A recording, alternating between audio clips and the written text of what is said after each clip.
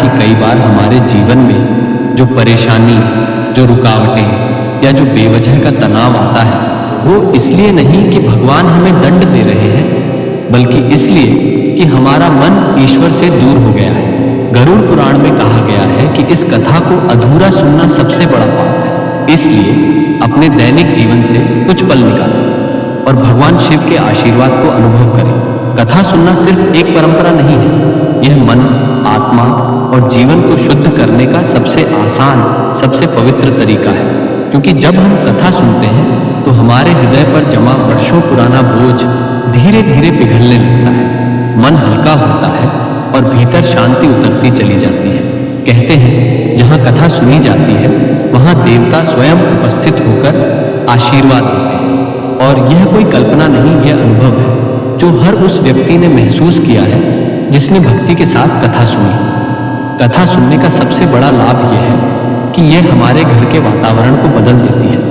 जहाँ कलह हो वहाँ मेल लाती है, जहाँ उदासी हो वहाँ उल्लास लाती है, जहाँ चिंता हो वहाँ समाधान लाती है और जहाँ किस्मत बंद हो वहाँ नया द्वार खोलती है। जो मन कथा सुनते हुए ईश्वर का नाम लेता है, उस मन पर खुद ईश्वर का हाथ रहता है। ऐसे व्यक्ति के जीवन में धीरे धीरे समस्याएं हटने लगती हैं, कर्ज से मुक्ति मिलती है, रिश्तों में मिठास आती है और घर में सुख समृद्धि का प्रवाह बढ़ जाता है। और भक्तों, भगवान की एक और अद्भुत लीला है, कथा सुनने वाले की परीक्षा भी होती है। ईश्वर देखते हैं कि कौन भक्त सिर्फ अपनी मनोकामना के लिए भक्ति करता है और कौन भक्त बिना किसी स्वार्थ के सिर्फ प्रेम और विश्वास से उनका नाम लेता है। उन्हीं भक्तों की सुनवाई सबसे पहले होती है, उन्हीं घरों में चमत्कार उतरते हैं, उन्हीं परिवारों में धन, शांति और सौभाग्य का प्रवाह स्थायी हो जाता है। और आज जो कथा आप सुनने जा रहे हैं वह सिर्फ एक कहानी नहीं है, यह भगवान की वह लीला है जो साबित करती है कि भक्ति कभी व्यर्थ नहीं जाती। एक दिन यही भक्ति जीवन की सबसे बड़ी ताकत बनकर लौटती है। तो भक्त बंधुओं, अगर आपका मन भटका हुआ है, घर में क्लेश है, काम में बाधाएं हैं या किस्मत जैसे थमसी गई हो, तो बस इस कथा को अंत तक सुनिए, क्योंकि हो सकता है आज की यही कथा आपके जीवन की दिशा बदल दे। हो सकता है यही कथा आपके घर में वह रोशनी ले आए जिसके लिए आप वर्षों से प्रतीक्षा कर रहे थे। तो तैयार हो जाइए, दिल को शांत कीजिए और खुद को भक्ति की उस धारा में बहने दीजिए जहां से लौटकर हर इंसान हल्का, पवित्र और आशीर्वाद से भरा हो जाता है। एक समय की बात है, प्राचीन भारत के एक राज्य में एक राजा रहता था। नाम था वीरकेतु। राजमहल सोने चांदी से चमकता था, सेना इतनी बड़ी कि दुश्मन पास आने की हिम्मत ना करे।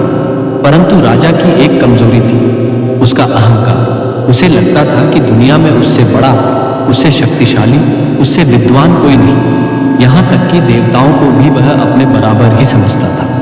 महल के ज्ञानी लोग उसे समझाते थे कि प्रभु की कृपा के बिना कुछ भी संभव नहीं। पर राजा मुस्कुराकर कह देता, मेरी शक्ति ही मेरा ईश्वर है। एक दिन सुबह सुबह दरबार लगा हुआ था। सारे मंत्री, सैनिक, राजपुरोहित, वजीर सब मौजूद थे।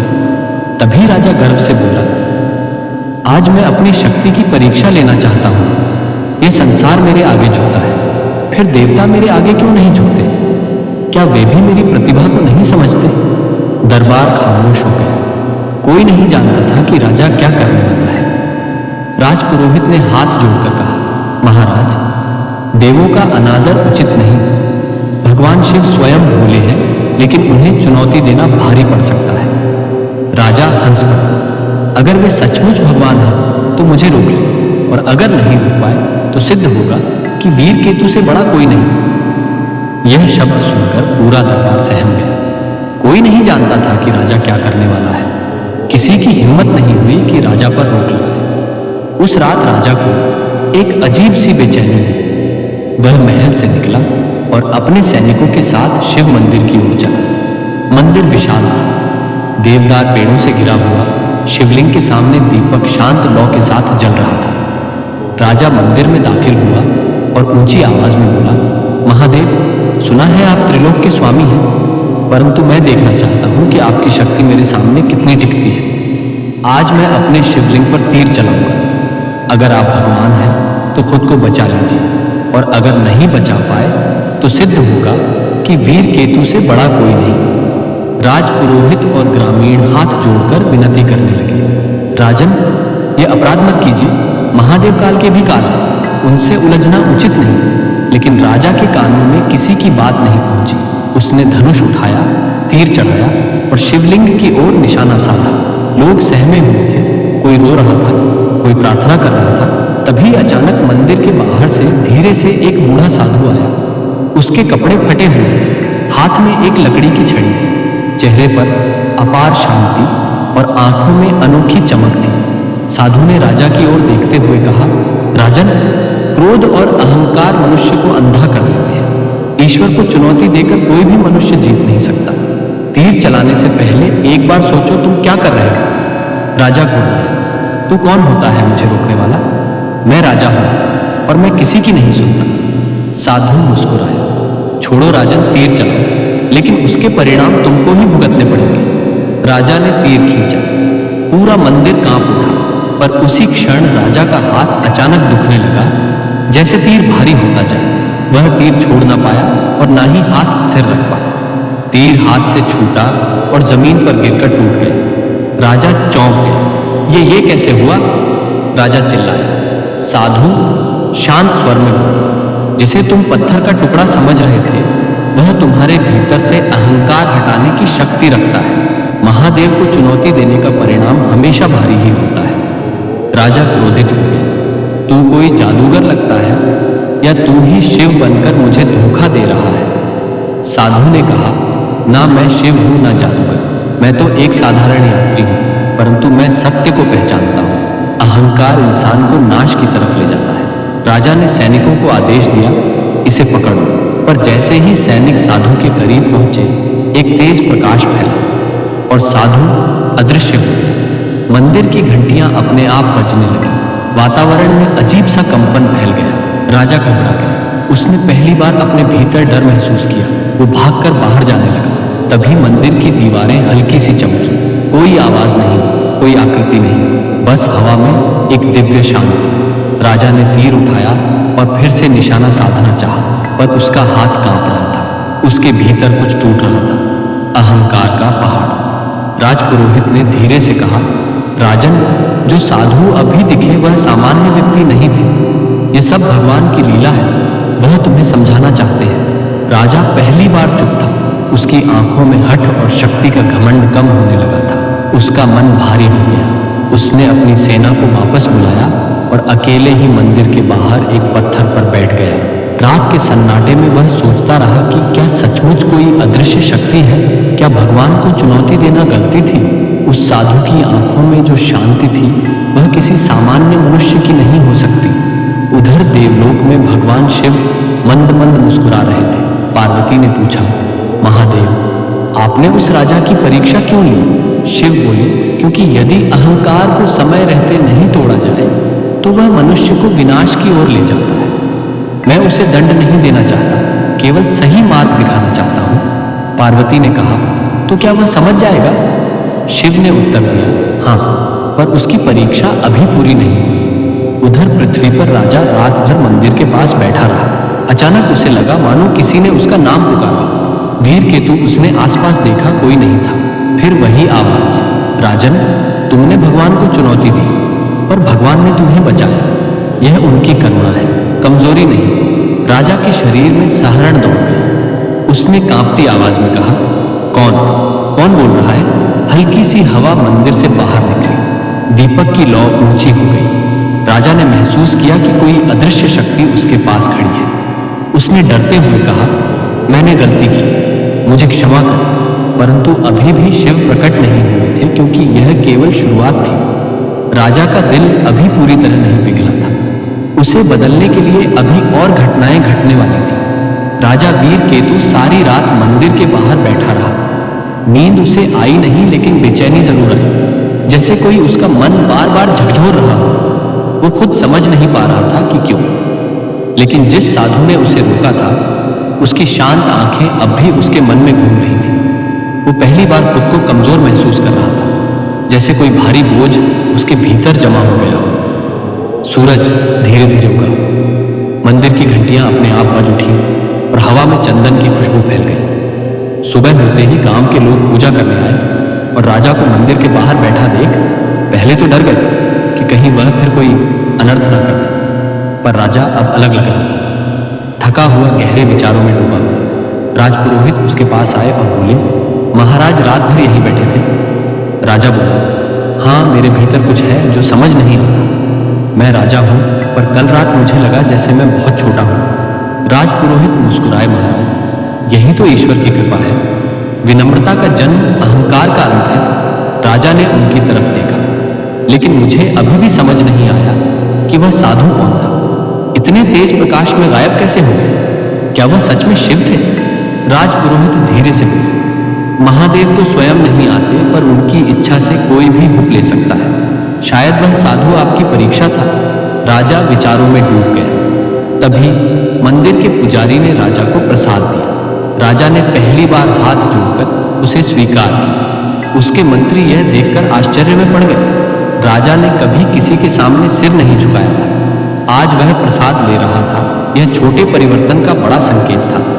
राजा बोल उठा, मैं आज फिर उसी साधु से मिलना चाहता हूँ। गांव वाले बोले, महाराज वो साधु यहाँ रोज नहीं आते, कई साल बाद किसी को एक झलक देते हैं। पर राजा ने कहा, फिर भी मैं ढूंढूंगा। उसने अपनी सेना को नहीं बुलाया, केवल साधारण कपड़े पहनकर अकेले ही निकला। जंगल के रास्तों पर चलते हुए उसे बचपन की बातें याद आई, जब वह भी साधारण था, जब उसके पिता उसे ईश्वर का नाम लेना सिखाते थे। लेकिन राजगद्दी पर बैठते ही वह सब भूल गया था। जंगल शांत था, पक्षियों की आवाजें गूंज रही थी। राजा काफी दूर तक चल चुका था। अचानक उसे वही साधु एक पेड़ के नीचे बैठे दिखे। वह दौड़कर उनके पास पहुंचा और बोला, महाराज आप वास्तव में कौन हैं? आपसे मिलकर मेरा मन बदल गया है। कुछ तो शक्ति है आप में। साधु ने उसे देखकर एक साधारण मुस्कान दी। राजन, मैं कोई महाशक्ति वाला व्यक्ति नहीं, मैं तो एक यात्री हूं जो संसार में भ्रमण करता हूं। शक्ति तो तुम्हारे भीतर है, लेकिन अहंकार के कारण तुम उसे पहचान नहीं पाए। राजा ने झिझकते हुए पूछा, क्या मैंने जो किया वह बहुत बड़ा अपराध था? साधु बोले, भूल हर मनुष्य करता है, लेकिन गलतियों को पहचानना दुर्लभ है। देवता उससे नहीं नाराज होते जो गलती करता है, बल्कि उससे जो गलती को गलती मानता ही नहीं। राजा ने यह सुना तो उसका सिर झुक गया। साधु ने कहा, तुम सत्य की राह पर हो, पर यात्रा यहीं खत्म नहीं होती। तुम्हारी असली परीक्षा जब तुम अपने प्रजा का दुख समझोगे, तभी तुम ईश्वर को समझ पाओगे। राजा ने पहली बार शांत स्वर में कहा, मैं सीखना चाहता हूं, मुझे बताइए मुझे क्या करना चाहिए। साधु ने उसे पास बैठने को कहा, आज से तुम राज्य की सीमाओं से बाहर जाओ, प्रजा की पीड़ा अपनी आंखों से देखो। जब तक तुम उनके जीवन को महसूस नहीं करोगे, तुम्हारे भीतर दया उत्पन्न नहीं होगी। दया ही ईश्वर का द्वार है। राजन, राजा ने कहा, मैं पालन करूंगा। साधु ने कहा, लेकिन अकेले जाओ, राजा बनकर नहीं, सामान्य मनुष्य बनकर। यह सुनकर राजा एक पल को चौंका, पर फिर बोला, मैं जाऊंगा। साधु ने कहा, मेरी बात याद रखना, जब तक तुम्हारी आत्मा नम्र नहीं होगी, तब तक ईश्वर की अनुभूति संभव नहीं। साधु धीरे धीरे आंखें बंद करके ध्यान में बैठ गए।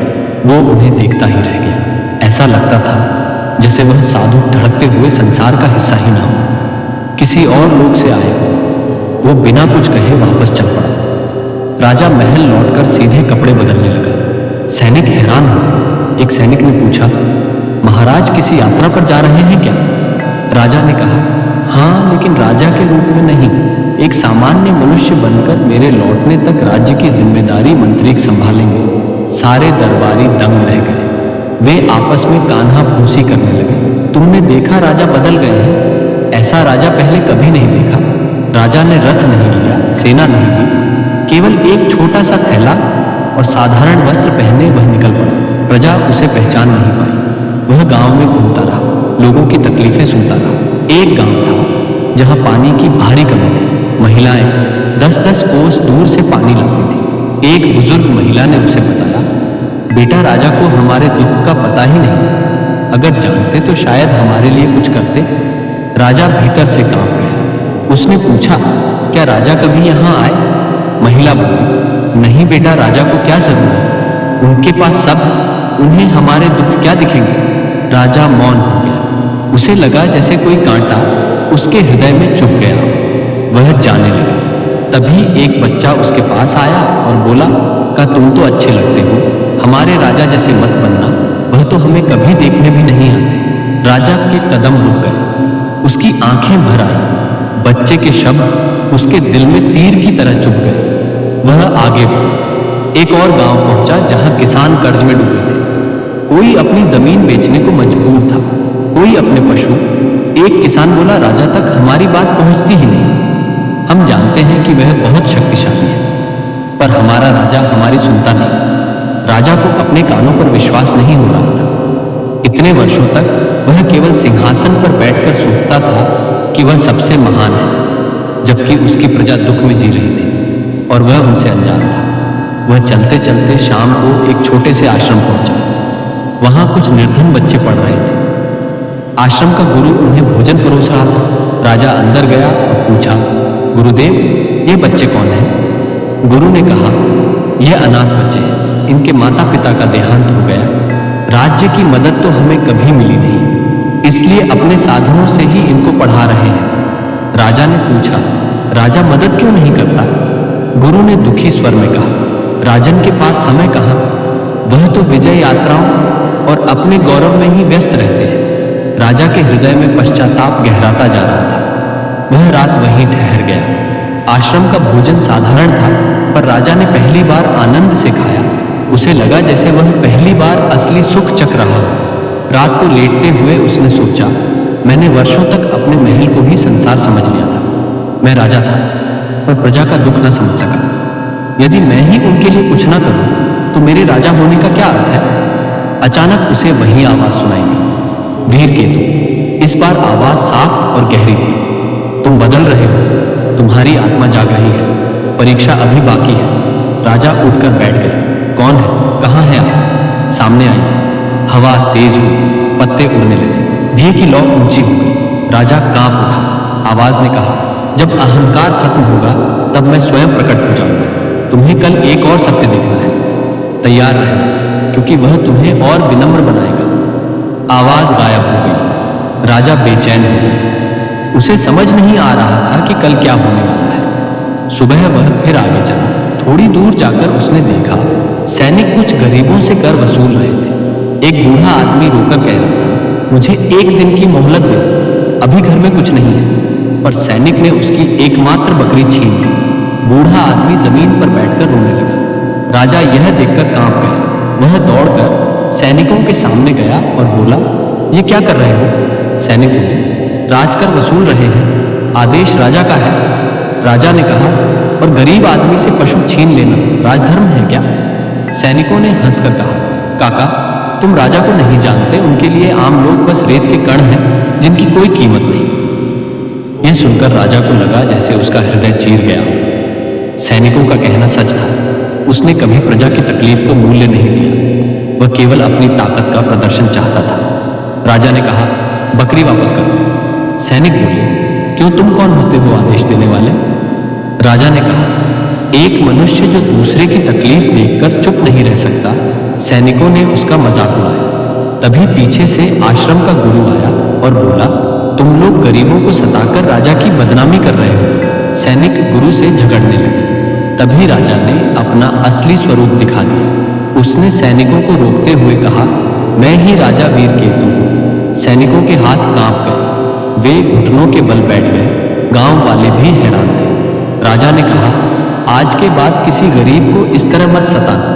मैं अपने आदेश वापस लेता हूं। कोई भी कर जबरदस्ती नहीं वसूला जाएगा। सैनिकों ने बकरी वापस की। बूढ़ा आदमी रोते हुए राजा के पैरों में गिर गया। राजा ने उसे उठाया और कहा, मैं राजा हूं, भगवान नहीं। तुम्हें मेरे सामने झुकने की जरूरत नहीं। गांव वालों के चेहरों पर पहली बार आशा दिखाई दी। राजा को लगा जैसे उसके भीतर का कोई पर्दा हिट गया। उसने महसूस किया कि प्रजा का दर्द देखना ही राजा को ईश्वर के करीब ले जाता है। वह महल वापस नहीं गया। वह कई दिनों तक गांव-गांव घूमता रहा, गरीबों को भोजन देता, किसानों की बातें सुनता, बच्चे पढ़ने की इच्छा व्यक्त करते तो उनके लिए किताबें खरीदता। एक दिन वह अपने महल से निकलकर उसी शिव मंदिर लौटा जहां उसने अपराध करने की कोशिश की थी। यह मंदिर अब उसे भय नहीं शांति देता था। वह भीतर गया और शिवलिंग के सामने सिर झुकाकर बोला, महादेव, मैंने बहुत गलती की, लेकिन अब मैं सच में बदलना चाहता हूँ। मुझे रास्ता दिखाइए। मंदिर में अचानक शांति छा गई, जैसे हवा भी थम गई हो। कहीं दूर घंटी बजी, फिर वही दिव्य आवाज, तुम्हारी परीक्षा पूरी नहीं हुई, आखिरी चरण अभी बाकी है वीरकेतु। तू राजा ने पूछा, क्या है? आखिरी चरण आवाज बोली, जब तक तुम अपने भीतर के पूर्ण अहंकार को नहीं त्यागते तब तक वो प्रकट नहीं होगा। राजा ने कहा, मैं त्यागता हूं पूरी तरह। आवाज बोली, शब्द नहीं कर्म पूछते हैं, कल फिर आना। आवाज गायब हो गई। राजा मंदिर में देर तक बैठा रहा। उसे प्रतीक्षा थी, क्योंकि वह महसूस कर रहा था कि अगले दिन कुछ अद्भुत होने वाला है। उधर देवलोक में शिव बोले, अब यह मनुष्य योग्य है मेरा दर्शन पाने के लिए। और पार्वती मुस्कुराई, तो कल उसकी यात्रा पूर्ण होगी। अगले दिन सूरज निकलने से पहले ही राजा वीरकेतु शिव मंदिर के बाहर पहुंच गया। हवा बिल्कुल शांत थी, जैसे पूरा वातावरण किसी अनोखी घटना की प्रतीक्षा कर रहा हो। राजा के मन में उत्सुकता भी थी और डर भी। क्या आज महादेव सच में प्रकट होंगे? क्या वह इस लायक बन चुका है? वो धीरे धीरे मंदिर में प्रवेश करता है। सुबह का समय था, दीपक की लौ हिल रही थी, मंद धूप की खुशबू हवा में फैल रही थी। शिवलिंग पर जल चढ़ता देख राजा के मन में एक अजीब सी पवित्रता उठी। वह पहली बार बिना किसी इच्छा, बिना किसी अभिमान के सिर्फ श्रद्धा से झुका। उसने आंखें बंद करके प्रार्थना की, महादेव, मैं तैयार हूं। मेरे भीतर अब कोई घमंड नहीं बचा, बस आपकी कृपा चाहिए। अचानक मंदिर की घंटियां अपने आप बजने लगी। हवा तेज हुई, दिया बुझा नहीं बल्कि उसकी लौ और ऊंची उठ गई। राजा घबरा गया, पर उसके मन में डर नहीं था, सिर्फ आश्चर्य था। भीतर से वही दिव्य आवाज गूंजी, वीरकेतु, आज तुम्हारी अंतिम परीक्षा है। राजा ने धीरे से कहा, आदेश दीजिए महादेव। आवाज बोली, आज तुम्हें अपने जीवन का सबसे कठिन निर्णय लेना होगा, जिसके आधार पर तय होगा कि तुम दर्शन के योग्य हो या नहीं। राजा घबरा गया, कौन सा निर्णय? अचानक जमीन थोड़ी कांपी, मंदिर का दरवाजा अपने आप बंद हो गया, भीतर का प्रकाश और तेज हो गया। फिर आवाज आई, अपने राज्य की रक्षा करने का अवसर तुम्हें आज ही मिलेगा, पर इस अवसर में तुम्हें अपने प्राणों की भी आहुति देनी पड़ सकती है। क्या तुम तैयार हो? राजा ने बिना सोचे कह दिया, हाँ महादेव, अगर मेरी मृत्यु से मेरे राज्य और मेरी प्रजा की रक्षा होती है तो मैं तैयार हूं। यही सुनना था कि मंदिर में अद्भुत शांति छा गई, जैसे सारी सृष्टि एक पल के लिए स्थिर हो गई। तभी शिवलिंग पर गिरता जल अचानक चमकने लगा और उस चमक से एक तेज प्रकाश का गोला उठा। राजा स्तब्ध रह गया। प्रकाश का गोला धीरे धीरे आकार लेने लगा।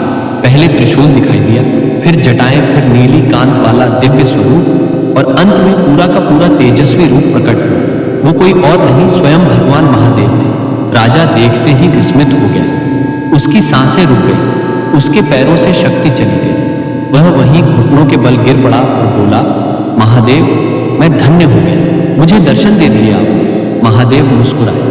उनकी वो मुस्कान इतनी दिव्य थी कि राजा रो गया। महादेव बोले, वीरकेतु, तुम्हारा हृदय अब शुद्ध हो चुका है, अहंकार पूरी तरह मिट चुका है। तुमने अपनी प्रजा के लिए सच्ची करुणा महसूस की, इसीलिए तुम मेरे दर्शन के अधिकारी हो। राजा रोते हुए बोला, प्रभु, मैंने बहुत पाप किया, बहुत गलतियां की, क्या आप मुझे क्षमा करेंगे? महादेव, मनुष्य की पहचान उसके पापों से नहीं बल्कि उसके परिवर्तन से होती है, और तुमने खुद को बदला है, इसीलिए तुम क्षमा के योग्य हो। राजा ने सिर झुका दिया। शिव आगे बोले, तुम्हारी अंतिम परीक्षा अब भी बाकी है। अपने राज्य की सीमा पर एक बड़ा संकट आने वाला है। कुछ दुष्ट लोग तुम्हारे राज्य पर हमला करने की तैयारी में हैं। यदि तुम वहां नहीं गए तो हजारों लोग संकट में आ जाएंगे। यह समय है तुम्हारे नए रूप की पहली परीक्षा का। राजा ने तुरंत कहा, मैं तैयार हूं प्रभु, अपने प्राण देकर भी राज्य की रक्षा करूंगा। शिव बोले, यही तुम्हारी विजय है। पहले तुम राज्य को अपना अधिकार मानते थे, अब उसे अपनी जिम्मेदारी समझते हो। इतना कहकर शिव ने अपना त्रिशूल उठाया। उससे एक चमक निकली और राजा के हृदय पर पड़ी। राजा के शरीर में एक अद्भुत शक्ति दौड़ गई, जैसे उसकी आत्मा जाग उठी। शिव बोले, ये तुम्हें सुरक्षा नहीं देगी बल्कि सही निर्णय लेने की शक्ति देगी। याद रखना, राजा तलवार से नहीं न्याय से महान बनता है। राजा ने कहा, आदेश दीजिए, तुरंत युद्ध स्थल जाओ। शिव बोले, जाओ और धर्म की रक्षा करो। प्रकाश का गोला फिर उठा और शिव उसी प्रकाश में विलीन हो गए। मंदिर फिर शांत हो गया। राजा बाहर निकला तो उसका चेहरा बदल चुका था। उसमें अब गुरूर की जगह तेज था, डर की जगह आत्मविश्वास, कमजोरी की जगह धर्म का बल। वह तेजी से अपने राज्य की सीमा की ओर भागा। वहां जाकर देखा, कुछ दुष्ट सेनाएं गांव में प्रवेश करने की कोशिश कर रही थी। सैनिकों को भी इसकी खबर नहीं मिली थी। राजा ने अकेले ही उनके सामने खड़े होकर कहा, जो प्रजा मेरी है वह तुम्हारे भय से नहीं डर सकती। जो इस भूमि पर गलत इरादा लेकर आया वो वापस नहीं जाएगा। दुष्ट सेना के सेनापति ने हंसकर कहा, तुम अकेले हो, क्या कर लोगे? राजा ने कहा, मैं अकेला नहीं, महादेव की कृपा मेरे साथ है। उनकी हंसी रुक गई। उन्होंने हमला कर दिया। राज ने प्रतिकार किया। पहले वही राजा था जो तिलक ना बिगड़ने तक लड़ता था। आज वह प्रजा को बचाने के लिए अपना प्राण लगाने को तैयार खड़ा था। कड़ी लड़ाई हुई। राजा घायल भी हुआ पर पीछे नहीं हटा। उसके भीतर शिव द्वारा दी गई शक्ति धड़क रही थी। कुछ देर बाद उसकी सेना भी वहां पहुंच गई। सैनिकों ने राजा की वीरता देखकर जोश में आकर कहा, महाराज, आपने अकेले पूरी सेना रोक दी। राजा ने कहा, मैं महाराज नहीं, मैं आप सबका सेवक हूं। राज्य हमारा है, इसे बचाना हम सबका कर्तव्य है। यह सुनकर सैनिकों की आंखें भर आईं। वो दिन था जब राजा और सैनिकों ने मिलकर उन दुष्टों को भागने पर मजबूर कर दिया। राज्य की सीमा फिर सुरक्षित हो गई। राजा उसी शाम मंदिर लौटा और शिवलिंग के सामने बैठकर बोला, प्रभु, आपकी कृपा से आज राज्य बच गया। उसी क्षण हवा चली जैसे कोई अदृश्य हाथ राजा के सिर पर आशीर्वाद दे रहा। आवाज आई, यही है सच्चा राजधर्म। अब तुम एक न्यायप्रिय राजा हो चुके हो। वीर केतु, आज से राज्य में शांति, समृद्धि और करुणा का काल शुरू हुआ। राजा ने हाथ जोड़कर कहा, महादेव, मैं जैसे कहते हैं मैं वैसे ही करूंगा। मेरे राज्य में कोई भूखा ना रहे, कोई दुखी ना रहे, कोई उत्पीड़ित ना मिले, यही मेरा प्रण है। आवाज बोली, और यही तुम्हें ईश्वर के सबसे करीब लाता है। धीरे धीरे प्रकाश मंद हुआ और शिव की उपस्थिति विलीन हो गई। पर इस बार राजा को पता था कि महादेव गए नहीं। वे उसके हर निर्णय, हर कदम में साथ रहेंगे। राजा वापस राज्य लौटा। वहां उसने करों को आधा कर दिया, गरीबों के लिए अन्न भंडार खोल दिया। सैनिकों को नियम दिया कि किसी गरीब को कभी सताया न जाए। किसानों के कर्ज माफ किए और पूरे राज्य में शिक्षा के आश्रम स्थापित किए। लोगों ने कहा, हमारा राजा अब बदल गया है। यह अब हमारा दुश्मन नहीं, हमारा रक्षक है। राजा वीर केतु ने जीवन भर शिव के मार्ग पर चलकर अपने राज्य को स्वर्ग जैसा बना दिया। और वह हमेशा कहता, जिस दिन मन से अहंकार मिट जाता है उस दिन ईश्वर स्वयं प्रकट होते हैं। तो भक्त बंधुओं, आपने अभी सुनी भगवान शिव की यह अद्भुत, प्रेरणादायक और हृदय को छू लेने वाली दिव्य कथा, जिसमें एक राजा का अभिमान हुआ, उसकी बुद्धि जागी और महादेव की कृपा से उसका जीवन ही बदल गया। यह कथा हमें गहरी बात समझाती है। ईश्वर तक पहुंचने का मार्ग शक्ति या सामर्थ्य से नहीं, बल्कि विनम्रता, करुणा और सच्चे मन की भक्ति से खुलता है। जो व्यक्ति अपने मन से घमंड हटाकर कर्तव्य और धर्म को अपनाता है, उसके जीवन में स्वयं महादेव का प्रकाश उतर आता है। और फिर चाहे वह युद्ध हो, संकट हो, गरीबी हो या कोई भी कठिनाई, महादेव अपने भक्त का साथ कभी नहीं छोड़ते। याद रखिए, जीवन में जब भी मन डगमगाए, बस एक बार धीमे से बोलिए, ओम नमः शिवाय। विश्वास रखिए, महादेव आपके लिए वही करेंगे जो आपके हित में सबसे बेहतर होगा। अगर आप चाहते हैं कि ऐसी दिव्य कथाएं, ऐसी भक्ति और भगवान शिव की महिमा हर घर और हर दिल तक पहुंचे, तो YouTube चैनल को अभी सब्सक्राइब कर लीजिए। आपका एक छोटा सा सब्सक्राइब हमारे प्रयास को और अधिक शक्ति देता है और आपके जीवन में महादेव की कृपा को और अधिक खुला द्वार। मित्रों, आज की कथा यदि आपके हृदय को छू गई हो, आपके मन में शांति उतरी हो या आपकी किसी चिंता का समाधान मिला हो, तो नीचे हर हर महादेव लिखकर अपना प्रेम जरूर व्यक्त करें। भगवान शिव आप सभी पर अपने कृपा कटाक्ष बरसाते रहे। आपके जीवन में सुख, समृद्धि, स्वास्थ्य और शांति सदैव बनी रहे। अंत में मेरी प्रार्थना है कि हे प्रभु, जो भक्त इस कथा को ध्यान से सुनता है उसके जीवन में आनंद, खुशियां, साथ ही भक्तिमय से भरा जीवन रहे। फिर मिलेंगे एक नई दिव्य प्रेरणादायक कथा के साथ।